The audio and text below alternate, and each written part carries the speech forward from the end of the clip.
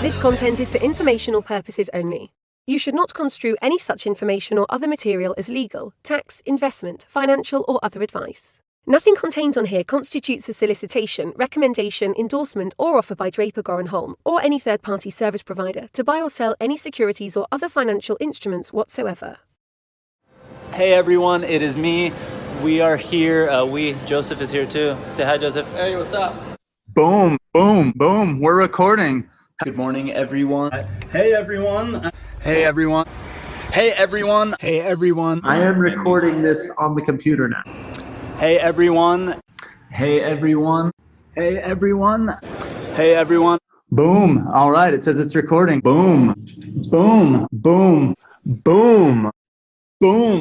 I am apparently recording. The entire bottle of control. They're all exactly the same. Crypto art, and then what it really is an NFT. Wow. Eddie wants to slap the bag. So this is the next best thing. DeFi is going to be a bubble. It's provably scarce. With Mad Dog. Crypto, gold, and silver. Transparent substance. Take my money, start a war with it. Without further ado. Cheers to you, brother. Get shit done. Because the system has to collapse before that. Our corona. Cheers, I feel much better now. Cheers. Wow, that was heavy. Boom. We are live. Welcome back. Okay, but before I jump in, Blockchain and Booze number 88. 88 straight weeks of Blockchain and Booze streaming live on Lunar Crush, and thank you to Blockchain Radio for sharing it as well. I was gonna say that's the extent of my homework, but one last thing. If you're watching this on Twitter and everywhere else and you're watching live, go to meet.blockchainbooze.io. You can ask questions live. You can hang out with the crew that is backstage in the general chat. I am watching everyone yell boom and tell me where you're joining from. Hey, Sailor Gary, and everyone else. Thank you. Mike Shinoda is back. Mike, thank you for joining us again. You're now a regular. I'm gonna have to start calling you as a wingman when other guests come on. This is great. Thank you for joining. Yeah, happy to be back, man. I feel like there was a big evolution. I mean, there's a big evolution for me personally as a artist participating in the space, but also just there's just always so much going on. It's crazy. I haven't been going to in-person conferences quite yet, but I've been getting everything together and I've been tangentially dealing with it. And we had LA Blockchain Summit. LA Blockchain Summit a few weeks ago, we literally had 1 million streams of a blockchain conference over 3 days. And that's not including the replays of the stuff. That was just over the 3 days. So it's crazy. And now I'm actually organizing for everyone watching, actually, Blockchain Booze live for when I'm going to go speak at BTC Miami in January, and I'm going to be there on a Tuesday. And it's the first time I'm traveling since we launched Blockchain and Booze. So I was like, do I go in my hotel room and just do this? Or do we find a venue and do a live version? I think Dude, I've done streams, I've done YouTube videos, I've done songs in planes, trains, and automobiles. I remember I really this is a weird story, but it's very short. I was usually on a plane. I will make I'll make beats and demo up little ideas. I kill the time on a plane so fast or so easily. Doing that, it's just my laptop and sometimes maybe another little unit that plugs into it, my headphones. And I was on an international flight. I was on maybe a 11 or 12 hour flight. And I didn't sleep very much. I made a lot of music on that flight, just was in the vibe and was making cool stuff and tried to fall asleep. I slept for a little bit, but woke up and just felt like making more. So I was on my computer doing it the whole time. And I get up, and plane lands and stuff. I got up, and while we were just standing there, waiting for things to start moving, the guy behind me goes, "Hey man, did you make some cool stuff when you were sitting there on the plane?" And he said, I think he said looked like you were pretty busy. And I turn around and it was Lionel Richie. No way. Like The whole sitting time. behind me, watching me do this. And he's like, yeah, he's like, man, I think you didn't even sleep the whole flight. That's awesome. I was almost embarrassed. I was just like, what do I do? Like, I don't want to like explain myself to him at all. I was like, yeah, man, like I was just in the vibe and had like, it was making some cool stuff. And I'm sure you know how that feels. And he's like, I certainly do. And that was it. Awesome. That's so good. It's so cool. You should have just shot, been like, hey, I'll shoot you something. Maybe you could lay a track on there. I know, right? Let me just airdrop you this little beat real quick. That's awesome. That's so cool. But yeah, I feel like that would actually be a little bit of torture if you could see somebody's computer screen, you see things going on and not be able to hear it. I'd just be like sitting back there going like, just take off the headphones, just play it. Like, can you imagine if I had noticed halfway through the flight that he was behind me, like looking at it? I'd be so self-conscious. First of all, I'd be self-conscious, but then also like, I'm imagining like I'm doing a thing. I'm like working on something, doing a thing. And I just hear outside of my headphones, just hear like, no, don't do that. What are you doing? Like, oh, how much worse could it be if he actually could hear, right? Like he's looking, there's no chance he actually knows. It's just sound waves, if that, right? And like, what is it? It's just so cool. That's funny, man. But it's also it's like, a good moment. It's wild though that you can do that nowadays too. Like I don't know, without having actual instruments plugged in, you could be using your laptop. You could create some demos. You can do some fun stuff. It's kind of I don't know. It's like the music version probably of artists now do everything digitally. I mean, it is. Yeah, I mean, look, I've been making music since like, I think I got my first like production gear sometime in the 90s. So lived through the like, our first album came out when CDs were still the primary way that artists really made money. And we lived through the whole, made albums and toured through the whole advent of like things like Napster and into all of the other, social media becoming so prominent. In the beginning, when we were starting our second album, we needed a computer rig the size, like, first of all, we were one of the first wave of bands that really made music digitally, or like the digital recording software was starting to become prevalent on laptops. And I mean, in the beginning it was computers, but then it was eventually laptops. Late 90s, early 2000s, you needed like a hardcore desktop, and then there would be like before our generation, like before our era, you had to go to a studio and record, and then all of a sudden the stuff became, you could put it on your computer at home. And the very first time we took recording stuff out on the road, it was during our first album cycle and touring cycle on Hybrid Theory, and the recording rig that we had on the road, the computer and the setup was the size of a refrigerator. And by, I want to say, maybe about like 15 years later, I had done things on my phone that ended up on the album.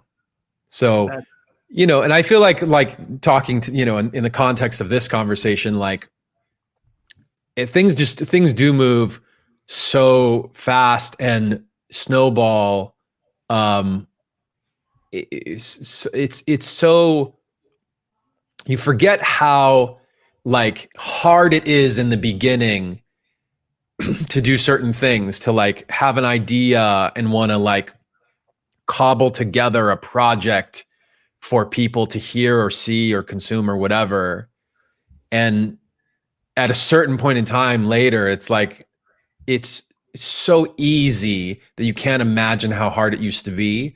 And we're certainly, with the blockchain technologies, like I was just talking to people today about the idea of how that's going to change music creation, how it's going to change, the artist fan relationship, and how people participate in like being a band. Like you're going to see people like basically using some version of this technology. I really believe that you're going to see people crowdfund their entire startup of their career just between themselves and the fans who believe in what they're about to do. They're going to start there with it, and maybe it'll be, you know, investment into the whole artist, maybe it'll be investment into project by project or a piece of a project, but whatever it is, I do believe that it'll be a matter of months probably before that starts really happening, and it's a very exciting time. I think it's crazy exciting. There's going to be some, it's like we're in this in between phase, but we're closer to the easy version than the hard version. I think I'm going to ask you in a second about your NFT drop in a second, but talking about Tezos NFTs for a second, I jokingly kind of, because I wanted, I was like the super annoying person on a YouTube video who screams first in the comments. But when I first learned how to do a Tezos NFT in the command line interface before the launch of Hen or Calamint or any of that, I minted the first Tezos music video NFT, which was really sad, me playing my acoustic guitar, making some stupid joke. And just because I wanted to yell first, right? I was that guy. But I needed to literally like use the command line interface and figure out how to connect to mainnet and do all these things and just go through this tutorial, you know, that one of the groups put together. And now cut to today, there's multiple Tezos NFT platforms that make it easy. There's a bunch of developers that know how to do it. I know you're doing it sort of outside of, I think outside of one of the main platforms, but with the help of some of our buddies. But anyway, it's and then let's say 6 months from now, there's going to be like on Ethereum and some of the other places like point and click. Like when we did, by the way, I'm looking at this on the side. I have to throw this up. Check out. There he is. Shinoda. Shinoda on the head to toe board Shinoda. That's right, with a full body by Reaper, by the way. Reaper did it for the Boring Stone NFT drop. But when we did the Boring Stone drop, there was a platform called Moonwalk. We had them on Blockchain and Booze in the past that helps you do those generative drops on Ethereum. On Tezos, it's not quite there yet. You got to do a lot more coding and all that. But I think it's a much more interesting platform in that you'll be able to do a lot more things on Tezos that you can't do on Ethereum quite yet. But tell us about the drop. I want to hear about it. Oh yeah, we'll go from my ape. By the way, thus I had pulled up some of my collection just to like, because I always get asked about stuff like that, and I always like have to pull up a window of like to just remind me of all the cool stuff that's out there. There's an overwhelming amount of cool stuff on both on Ethereum, on Tezos, and other places. But you know, I think it was like when the Bored Apes came out, I was like, huh, that's really cool. Like I like that. And I have a background in illustration. Before the band, I always, you know, had planned to be an illustrator. I went to school. I have a bachelor's degree in illustration from Art Center College of Design. And so a project like the Apes really spoke to me. And I then, you know, I promptly said, oh, they're how much? And like, was like, that's way too much. That's gotta be like a top. They can't go up from there. They proceeded to go up and up and up and up. And eventually when I did jump in, my first like, you know, purchase I was really excited about was Ape. It's $22.99. I think that those moments, like watching some of that happen, in the early part of this year, I kind of dabbled a little bit, and then it got very frothy, so I stepped out, kind of tried to stay away from things a bit, because there were too many influencers, too many musicians and whatever, and I just didn't want to get mixed up in it. And I understand why they were excited. I was excited too. There was something about it. Like I was being, and I'll share this one too. This is my full body punk ape strong that Reaper did. One of the poses. This is there's another pose, but he did this second pose. We copied a Rolling Stone cover of some country singer pose the same way. But I got, Jason, who's the Hustle House on Twitter, Jason the Ape. This is his ape. I have them all handy here. So he's this guy in real life too, right? But he would call me, and he'd become my friend because I met him a few years ago at our blockchain conference, 2016 or so. And he got back into crypto, and we're talking, and he's like, you got to get an ape. You got to get an ape. And I'm seeing it at 1 ETH and 2 ETH and 3 ETH. And I'm like, this is crazy. This is cool. Like, I love the community. It's really cool. And eventually I was like, I got to join this club.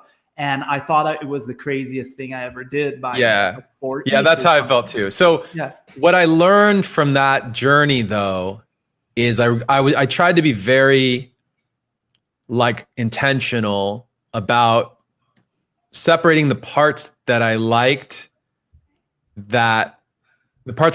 didn't like that were specific to me, and the parts I liked and didn't like that would be specific to a fan of my artwork and music. And I wanted to make something that just played with some of my favorite bits, right? So my drop, by the way, shout out to Bobby Hundreds from the Hundreds and Atom Bomb Squad, because Bobby was one of the first people who was like, dude, why are you dragging your feet? This is made for you. You're made for this. You have to do a drop. It doesn't matter. You'd be silly to not do a drop. And I started really thinking about it, and I was like, okay, if I do this, it's got to be a music focused drop. That's got to be, it lives and dies by the music that it is. And what can I do using the current technology that people aren't doing, and that would be fun for my fans and accessible for fans, and then pair it with the most exciting things that that kick you get. Anybody who's bought NFTs knows there's the little moments in the process where you get a jolt of adrenaline and the magic. It's like Disney magic too. You don't know what you're gonna get. So that's what I try to combine those things. So my drop is called ZIGGURATS. I'm calling it a generative mixtape, but it's less than 7 minutes long. So when I was growing up, mixtapes meant they were hip hop mixtapes on cassette. And what a mixtape really was rappers trading verses over different beats. And it really wasn't about hooks. Nobody gave a shit about hooks. It's even Wu-Tang songs is just rapper after rapper over the beat. So I wanted to make something like that using basically pieces of music that I had already made and that I would make, and put together a generative mixtape where for all 5,000 of the pieces, each one is unique, and the vocal is the same on all of them, but the music is unique in each one. Oh. In addition, the artwork is PFP style illustrations, and all of those are unique, and those also are organized in a rarity system. So when you get yours, here's what will happen. They're on Tezos. I chose Tezos because it's known as a green NFT. It has it's 2 million times more efficient, 2 million times less bad for the environment than Ethereum. I wanted to keep the price point at something that seemed reasonable for the fans. So it's going to be 15 Tez. And when they buy it, they're going to go to ziggurats.xyz. They'll whitelist happens tomorrow at 10 a.m. Pacific time. And we're allowing one mint per whitelist. So if you've been whitelisted, if you already owned a Mike Shinoda NFT as of 10 days ago or something, you're whitelisted. So then, what's that? I said I'm on the whitelist. You're on the whitelist. You're on the whitelist. So you can go tomorrow at 10 a.m. PST, and for 15 Tez, you can get one of the ziggurats. Nice. The following day, Thursday, 10 a.m., 15 Tez each, maximum 3 mints per wallet. That's the public sale. And we expect them to go pretty quickly. I think we've got over 1,300 people on the whitelist, 1,300 wallets on the whitelist. So the remainder, we'll see what happens. I mean, fingers crossed they go quickly. and then you'll have to go to object.com or whatever else to get one on secondary. That's really cool. But I forgot to mention the magic. You know that feeling, like for people who have already experienced this, they know what's happening next. But for people who haven't, when you get it, you get a placeholder image, and that's your pack of baseball cards that hasn't been opened. So then, hopefully, as quick as we can, like as soon as they've all sold out, we're going to try and do reveal immediately on Thursday or Friday. Hopefully on Thursday, and you'll see what you've got. And we've got 5. I did 5 ultra rares that are just designed from scratch. The artwork is designed from scratch. The rest of them are built from layers. That's awesome. Is there and the music? So is the music also a layered thing that's randomized? Yeah. So the music is made from the same speed of beats, because you said the lyrics are the same. Right. What's nice about hip hop is that you can really do, as long as you've kind of got the same groove, you can put your rap verse over any beat. So I made plenty of layers of drums and percussion and music, and I worked on the drop with Dylan Reed from Nervous and Code Crafting, who's a legend in the Tezos space. Kind of like Code is like one of the forefathers of Tezos. And definitely in the NFT world. He's legit. So very blessed, very, very lucky to have those guys on board. And you know, we tightened some screws this week, got it ready for the masses. We are still like tweaking a couple things as we get ready for this launch, but they're all going to be live for the public on Thursday. And then, by the way, like for people that aren't into NFTs or whatever, or just, you know, average listeners, you want to just listen to it on Spotify, Apple, YouTube, whatever. It'll be available. A version of the mixtape, again, 7 minutes long, will be available on those things on Friday. That's really awesome. Is there, you know, what's really funny is like, I wonder, you know, you made a version, you know which version is going to go to Spotify and all that stuff. But what if, all, you know, layers wise, ever, you find out that like number 1,475 is actually the coolest sounding one, you know? I made sure that the one that goes to Spotify and Apple and all that is unique. So it's not gonna match up or infringe on anybody's special collectible. And by the way, I mean, just, you know, it should be said, I'm not assigning commercial usage rights to any of my stuff for this drop. It's going to be, these are collectibles, so you're not, you know, buying it and going to get to use them in your, you know, movie or your a t-shirt line out of it. That's not part of the equation here. This is a collectible. You have a 1 of 5,000 unique thing. You know, it's a 1 of comic book you have. You don't own the rights to Batman, but you own exactly. You buy a Mickey Mouse shirt, you don't own Mickey Mouse. Yeah, that's cool. It's a, you know, I think that I love it. It's cool because people have been talking about sort of music NFTs. Nobody's done it like that yet in a way that I've seen is meaningful. And I'm excited, and I really actually love that there's the like static part. It's not static, but like the vocal track that everyone has, but everyone's beat and music is different, unique, and it's tied to a different, unique piece of art.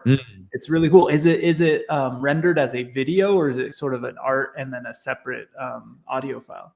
Yeah, it's going to be I'm 99% sure this is correct. I know that we're not doing video. It's a audio file and a JPEG.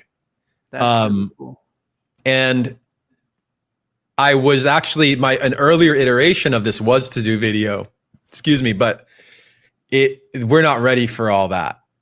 The network itself and the like, even the like, I imagine the part that stopped me from doing that was imagining a person who hadn't bought one yet on secondary and was shopping, going through 5,000 video files to find the one that they connected with.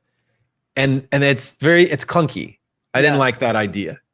Yeah, I also think that, yeah, you're right that the idea. Oh, somebody said my volume is low. I'll try to hit that up. Does everybody else say that too? Let's see. But anyway, I'll lean in. I got my mic right here. So the the sort of idea and the way that that things work, right? So one of the beauties of or one of the beautiful things about most of the Tezos platforms are that they all host the images on IPFS. They try to do it in a sort of immutable and way.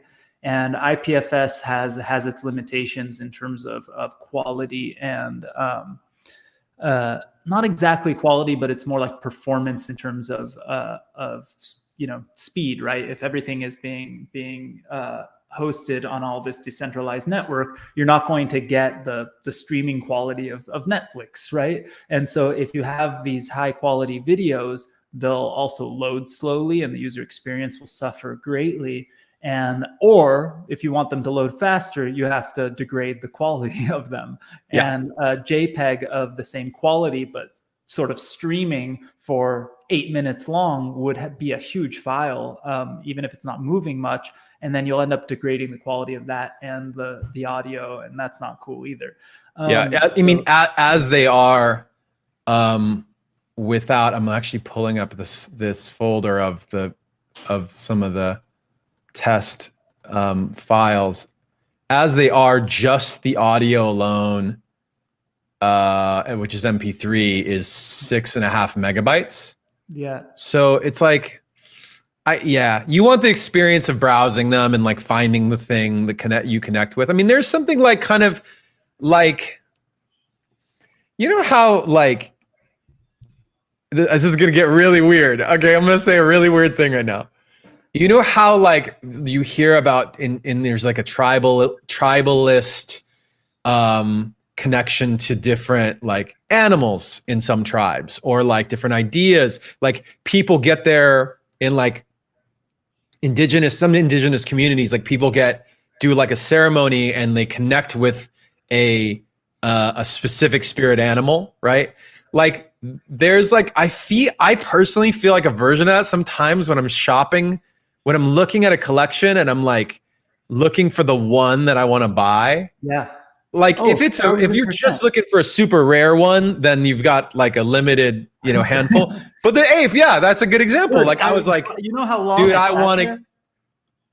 I've like you look and you look and you look until one of them's like, that's me. That's me as an ape. Like totally. I have that shirt, like you start to like figure it out. And sometimes it's because of looks, but like there's a connection.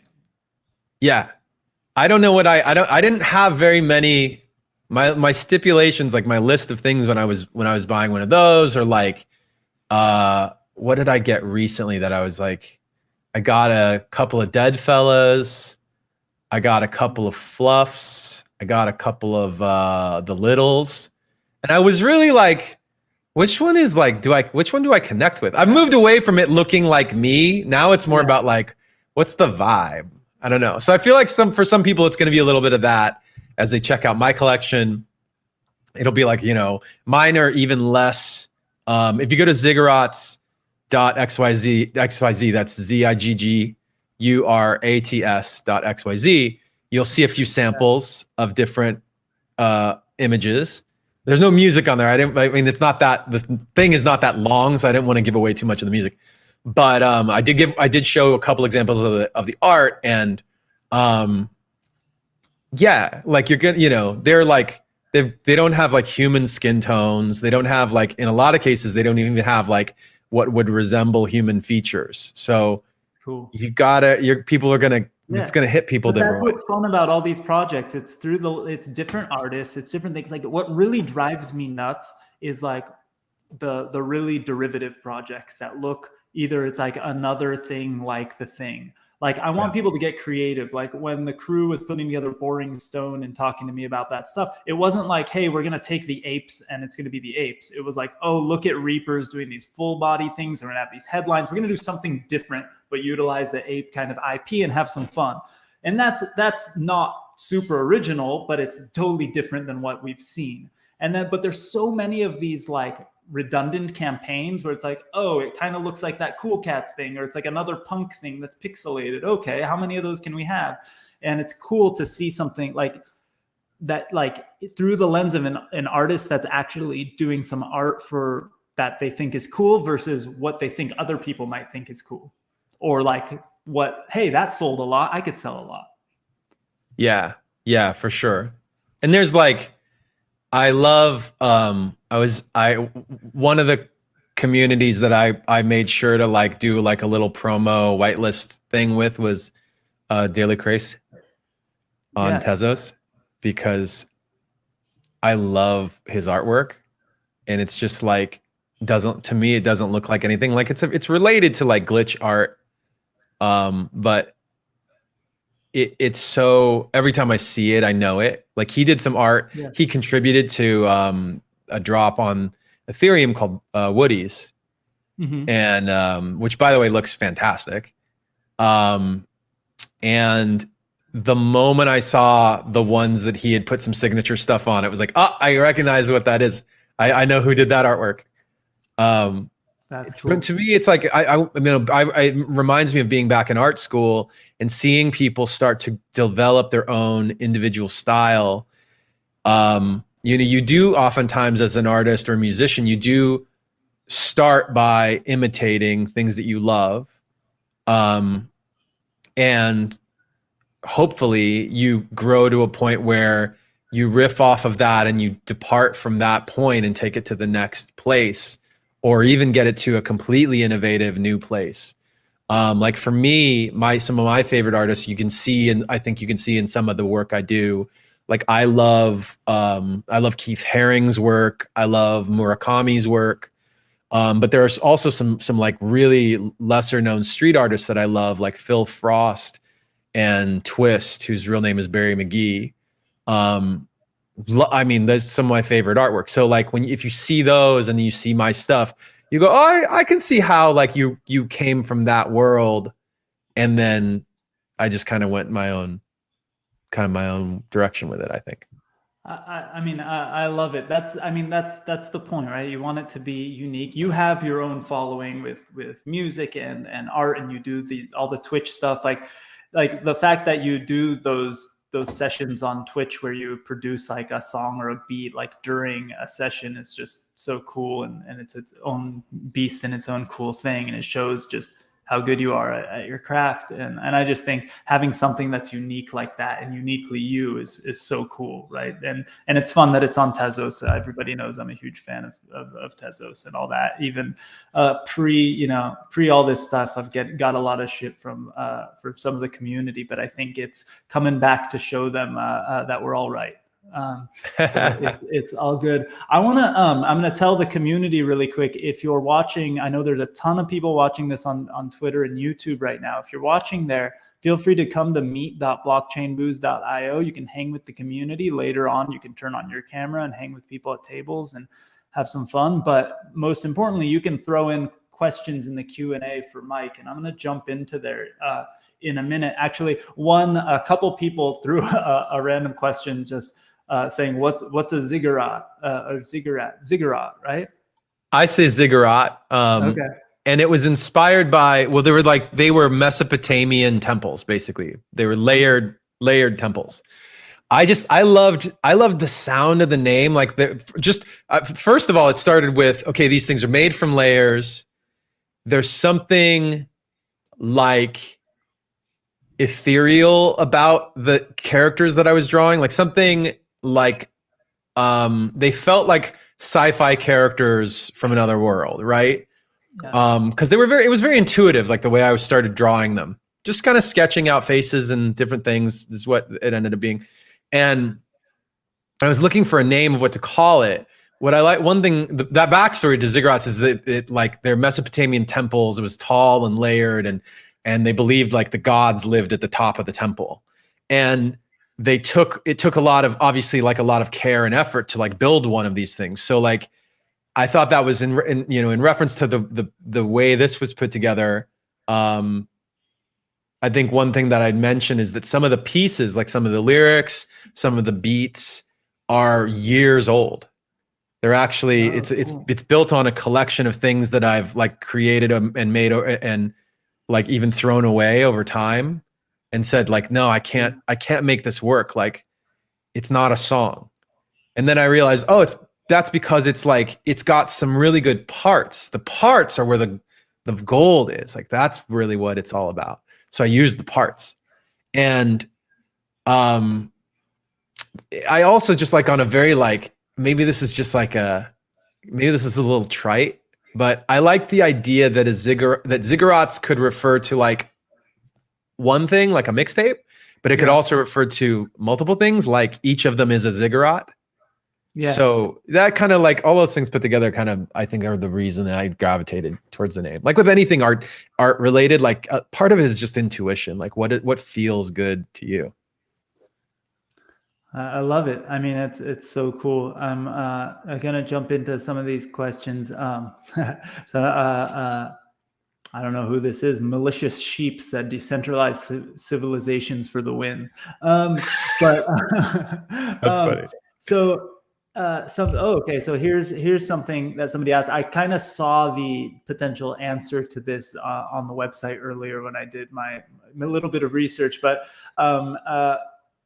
I can't say that name. Convalaria asked, will ziggurats NFTs be used for something more in the future, like event entrance, airdrops, etc.? Okay, so one of the things that I see a lot in the space is promises of roadmaps.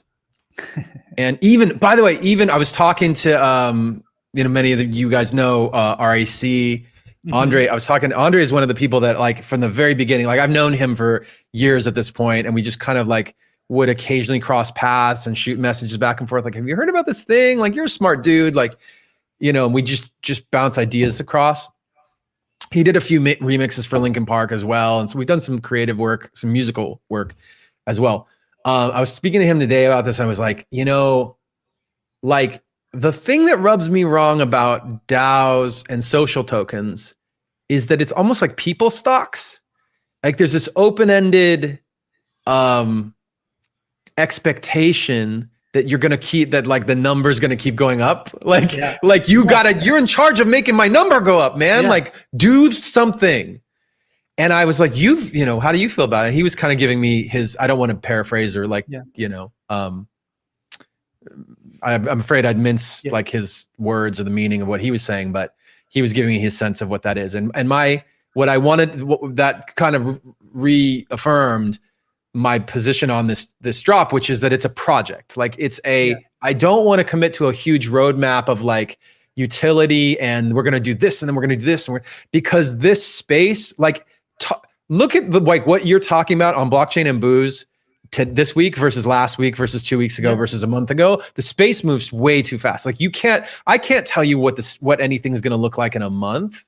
That's crazy. It is crazy. It's crazy. The expectations are kind of out of control because people. It's like what's a good analogy? But it's kind of like reading TechCrunch back in the day and going, that's what startups are. Like you start a company, you become Mark Zuckerberg, you're a billionaire, right? And you don't actually hear anything or see the work that's put in other than the headlines. And so everybody's like, wait, those people bought a Bored Ape and a year later it was worth $100,000. How come that project's not doing the same thing? And that's not the point from the beginning, right? And the people that got into it should get into it for the right reasons, and startups are different. I had a conversation today.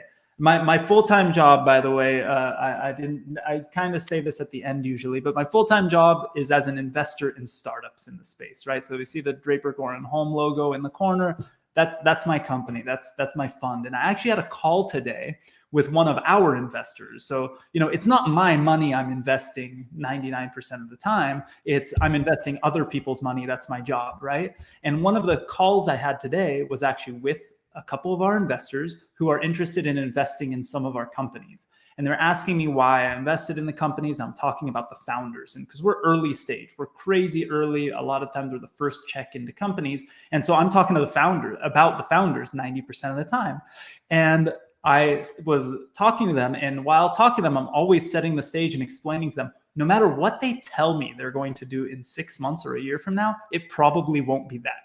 There's 100%. a very, very little chance that what they think they're going to do in 6 months is actually what they're going to do, because the whole space changes. They're going to do something, get feedback from their customers, from the market, from whatever they're doing, and change and shuck and jive and whatever. And to say that you know exactly what you're going to do for the next 6 months or a year in this space is crazy. It doesn't make sense at all. And anybody that tries to run a startup that way is going to fail, because that's how big corporations run, and that's why startups are able to eat their lunch.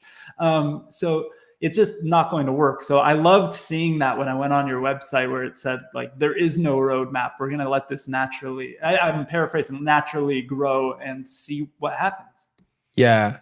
I'm trying to remember. I had a really awesome conversation with Todd Wagner, who's a very successful businessman and investor. And he told me something it was something like, he asks people, he asks his potential, founders that he might potentially invest in, something about like, if you, when did you quit your day job? Yeah. And like, what's your vision for the company in X amount of years, whatever. And the first question is designed to double check that they're all in. Because if they say, oh, well, if there's any hesitation there, then it's a non-starter. Yeah. And the second part is designed not for them to impress him with the actual idea of what the company is supposed to be, but he's listening to who's the person talking. Like, are they going to pivot when they need to pivot? Are they like laser focused on their goals in the more abstract form, right? Because you got to, like, it doesn't matter if the founder is necessarily like a people person or a super good like speaker, like can win over a crowd or whatever. It does matter if they're just like, Silicon Valley has always had all these like horrible like catchphrases and like pet names for those people, right? Like for a while I was hearing heat-seeking missile. Is he a heat-seeking missile? Is she a heat-seeking missile? And that's like stupid. It's ridiculous. But like the concept is clear that you can throw a mountain in front of this person and they're going to find a way around it. Yeah. And I believe, like, imagine if you had demanded of Mark Zuckerberg on week 1 of Facebook, like, give us your roadmap. What's your, you're starting a new project. This is your drop is happening. What's your roadmap? What's your 5-year plan? It makes no sense. And you look for passion, right? Like, is the person just so crazy obsessed with the problem they're solving, right? Not do they, like, they think they know the exact steps to solve it today, but that's not going to actually be the way it happens. Like, I don't know if you remember this, like, using Facebook as an example, but I remember the sort of story was that Facebook was trying to launch a mobile app for a long time. And it was kind of like a joke that they hadn't launched a mobile app. And eventually, basically, like, a one dude with maybe a 2-3 person team ended up launching their mobile app, and it being like the most downloaded mobile app in the history at the time. And it was because they couldn't, like, there's just certain things that don't happen in an efficient way.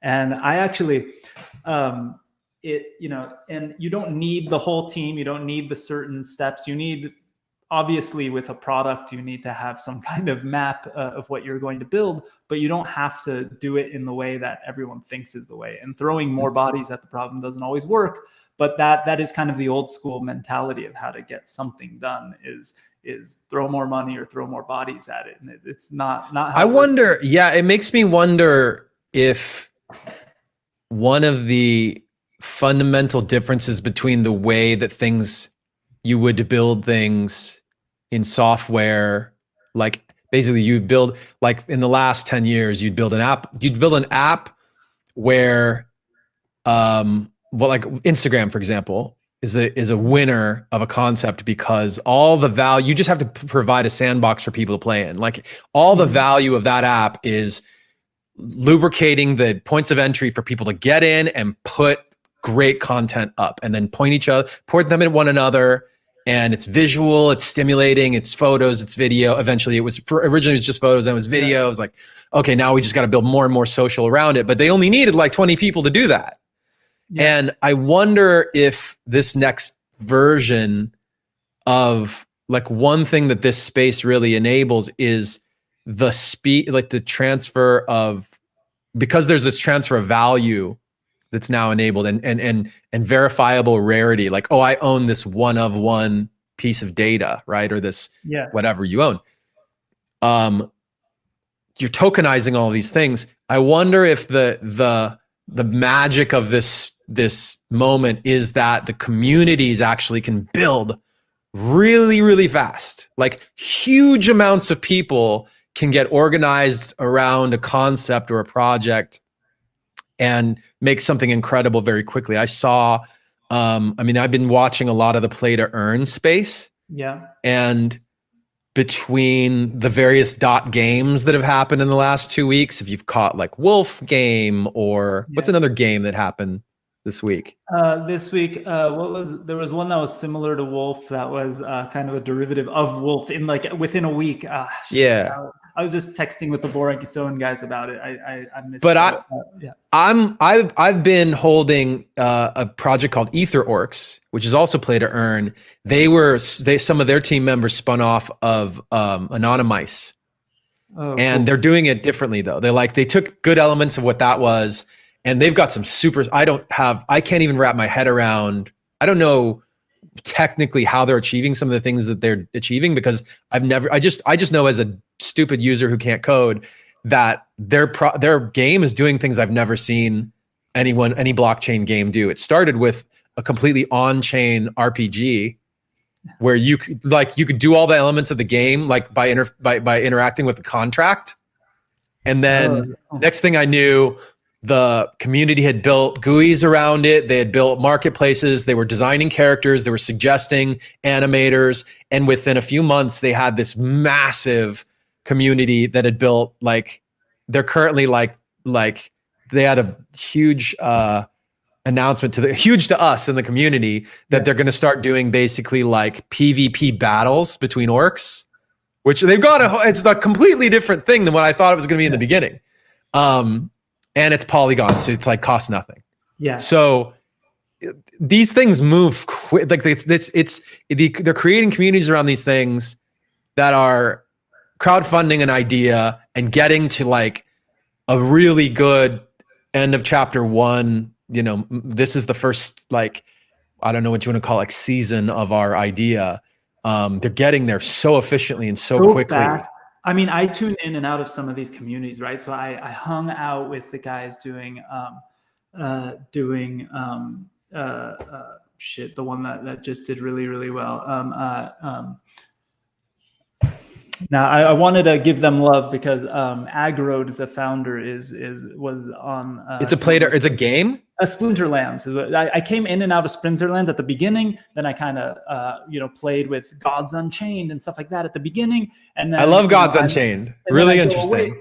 I went away from it and I played it with my son, and I came back. The other day I went to Gods Unchained for the first time in a few months, and they had done their layer 2 thing. Everything was way faster. It was like way cleaner gameplay, and it was just like it was crazy though how fast it went, because like in the past this may have been V1 of a game, or like the production ready version of the game, and nobody would have seen the other versions up until now. But because people were able to play it, earn cards, collect cards, earn their tokens, and do all these things, it just built up this community in a way that previously, like, games just couldn't do that fast. Games were the one thing that were kind of doing that. Now it's that same kind of thing is happening even in a more intense style with games, like real feelings of ownership, not just kind of like, the way it was before. And then that's translating to other communities,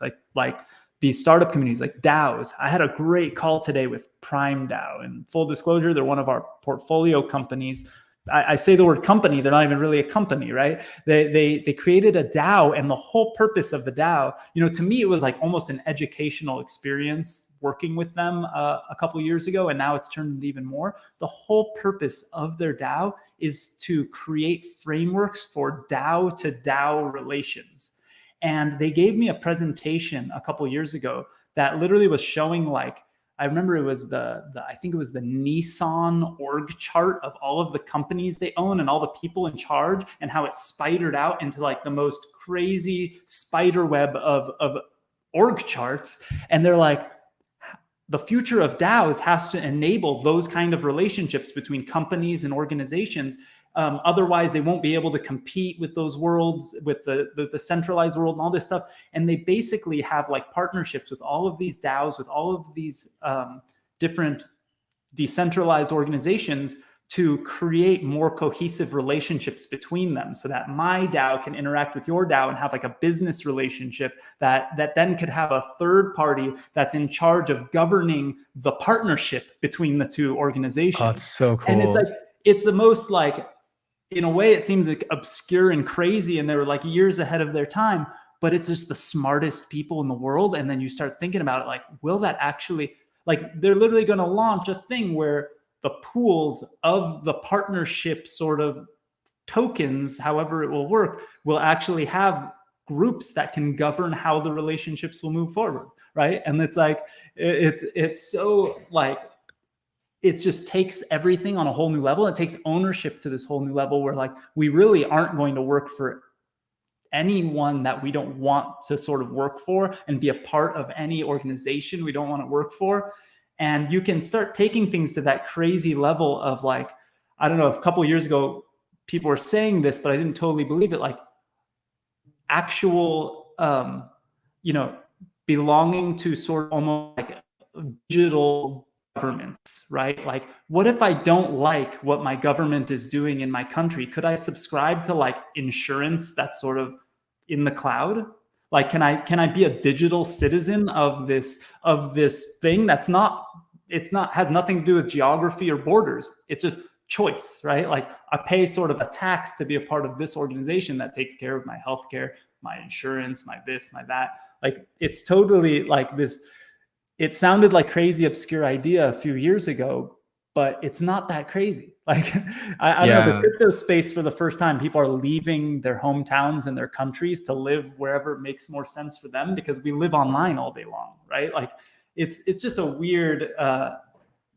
There's a good question from Gordon. Oh, we got in the chat under comments here. I see how much decentralization is too much decentralization. So I'm no expert, but here's my reaction to the more I have that conversation. That's a real conversation that I have sometimes with folks who are probably deeper into that space than me. And my feeling is like, I one time I asked a group of people who were like super heavy. They're like super heavy crypto and NFT collectors. And I was like, what do you guys feel about like when Apple puts a wallet built into the iPhone? Like, what's your feeling about that? And let's be real, like, it's not going to have the protection that a ledger will have, because it's an iPhone. It's not built from the ground up to be secure. It's built from the ground up to be a phone, which is the opposite of secure in a certain way. So like, it's got medium level security. It's better than a MetaMask, not as good as a ledger, but it's Apple. How do you feel? And every single one of them was like, amazing. I will buy every one of those. I will buy those. I will give them to everybody I know. Like, because we need to onboard people. Like, people need to be experiencing this thing. It's the future of the web, blah, blah, blah. And I was like, if you take that and pull it, like unravel it a little bit and look at it in terms of just Web3 and decentralization and these ideas, like, there's certain things that need to be centralized, right? Like, what things need to be central? What things like work best when they're like top down decentralized?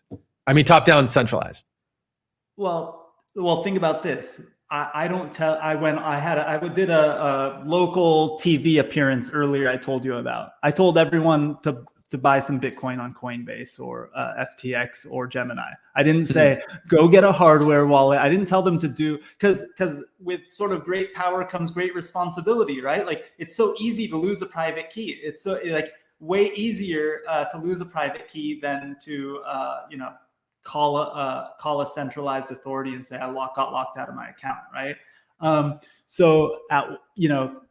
Think about the best user experience for a wallet on Tezos is probably the Kukai wallet. And that's people connect via their authentication on Twitter. That's not secure at all compared to Galleon wallet, which is my favorite wallet on Tezos, right? It's way more secure. It's a better wallet for almost everything. But I tell people, I just sent you an NFT on Twitter. Right. And I go, just go to this link, connect your Twitter account. You got it.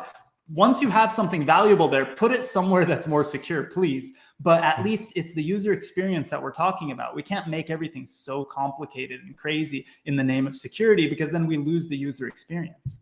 Yeah. On the decentralization note, like there's a story that I always tell. I think it's worth mentioning here that the shortest version is at one point we were, the band we had the biggest album on the planet. A few years later, we were the biggest band on this new social network called Facebook. We were bringing thousands and then millions of people onto the platform. We were bringing them on and they were following us. And anytime we told them like, yeah, we have a new video, we have a new song, we have new tour dates, blah, blah, blah, it would reach all of them. And we forget that was the way it started.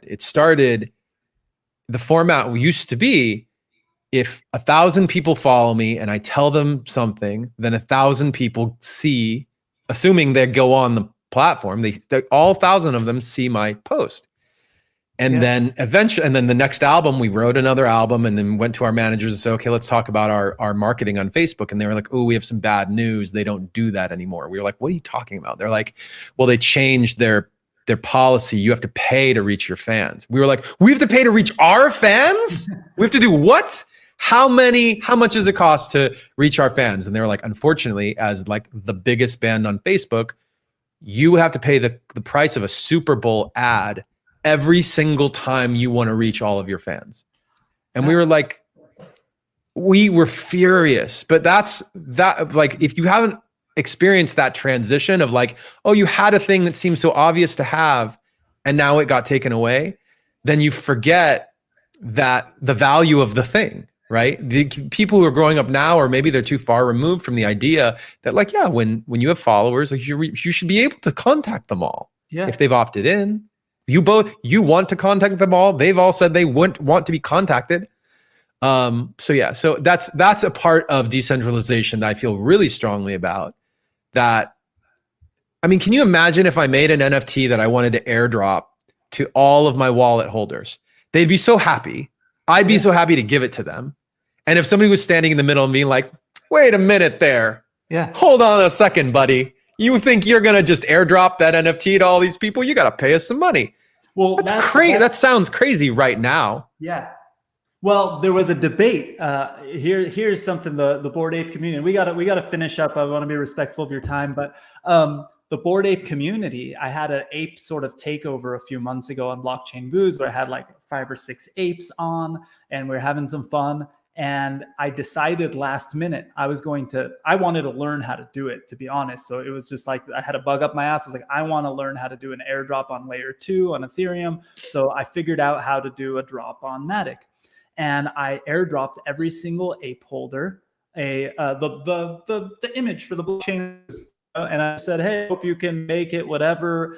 And there was a small minority of really pissed off people because they're like, this is spam. You dropped this into my wallet. And I was like, hide it. This is a UX interface, like a UI interface. You don't have to look at it. You can burn it. You know, I told everyone I'll pay the gas fee to burn it, send it back to me. I'll send you 1 Matic each person who sends it back to me. And I was like, I don't get why this is bad, because the second you start making a stigma that it's negative to airdrop things, that might mean that Mike Shinoda somebody who you really want an airdrop from might go, oh, some people don't like that. They think it's spam. Maybe I shouldn't airdrop people stuff then. And then even if you get 5 pieces of spam, the one time it's something real that you really want, if you just discourage the good actors from participating, then you're not gonna, then you lose the whole part of this decentralized fun experiment that we're a part of. Like those people, the bad actors, are going to do it regardless if the stigma is good or not. But the good people, you're going to discourage from participating. You're going to discourage from trying some cool experiment. And you might not know that the person is doing a cool experiment. You might not know the person, right? Like there's a lot of examples in this space of people doing airdrops and things that snowballed into really amazing, cool projects. And so it's just really important. I'm going to hit one last kind of interesting question that's kind of happening right now. We had one in the Q&A, and I just saw it in the YouTube comments too. Do you own any metaverse land? Are you into it? Do you like the idea? Dude, I have a sad story of only because it like we've all had those moments when we're like, oh, I'm just a little too late. Maybe like I don't know what's gonna happen, but you know how Sandbox went crazy because they did their like beta. I mean, excuse me, well they're in beta testing. They did this opening of like some of their metaverse 2 experience, right? Yeah, and they announced some partnerships and stuff. Yeah. And like just at the end of last week, I was like, oh, I need to buy something. I need to buy something from Sandbox, and then the place where I went for Thanksgiving had basically like dial-up internet. And so I'm trying to do all this work and do this. I just like, I didn't get it together to do it. And I watched all the land prices go crazy and their token price go crazy. You know what I did get that's like land related, metaverse related, World Wide Web 3. Have you heard of that one? No, I haven't. Okay, really cool. It's not a big community, but it's a very cool one, I think. A friend mentioned it to me, a couple friends mentioned it to me. I opened it on my phone in the morning. I was like laying down, I like opened up my phone. Next thing I knew, I had killed like almost 90 minutes on my phone, like playing it. And it's done like, it's like original NES style, 8-bit style game. And I realized after the fact that the game that I was playing on my phone wasn't the full like browser experience. So if you do go to God, what's the link here? Let me get the proper, just in case. I just got all these Web3 links and I want to check it out. Yeah, here. It's what's the latest? Let me get the latest build here. Game builds. Here we go. So the latest version, oh my God. Okay, get ready to type this down. I mean, it's webb.pink/alpha_0_14. So that's their latest. It's super low key. It's super like hard to figure out, hard to get there. World Wide Web, web with WEBB. So yeah, World Wide Web with 2 B's. Yeah. Pink. Okay. Yeah. Cool. By the way, like you can find them on Twitter way easier. So I played this thing. It was super fun. I love the vibe.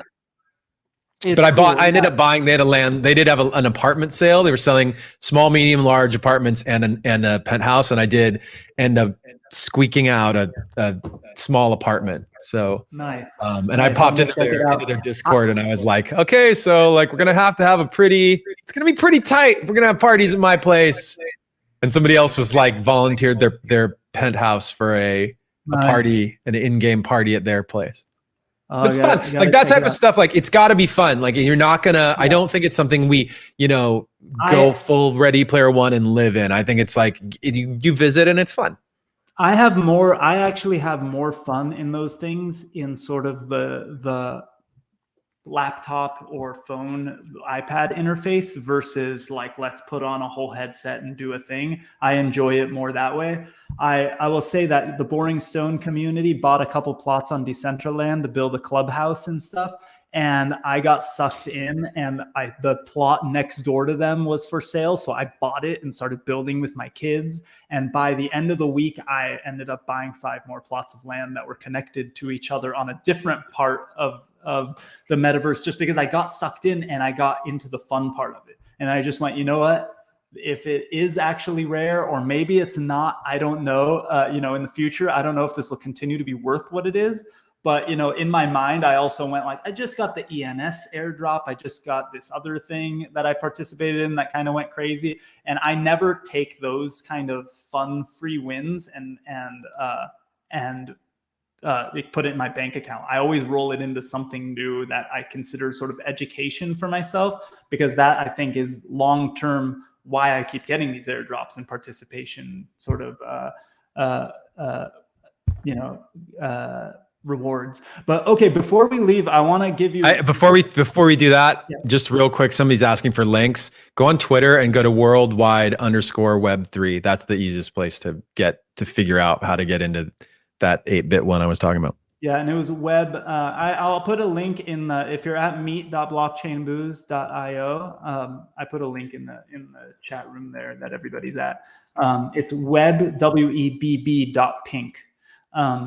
And, Mike, you got the ZIGGURATS launching tomorrow for whitelist, the day after for everybody else. And people on the whitelist can only mint one. So there will be some on Thursday morning.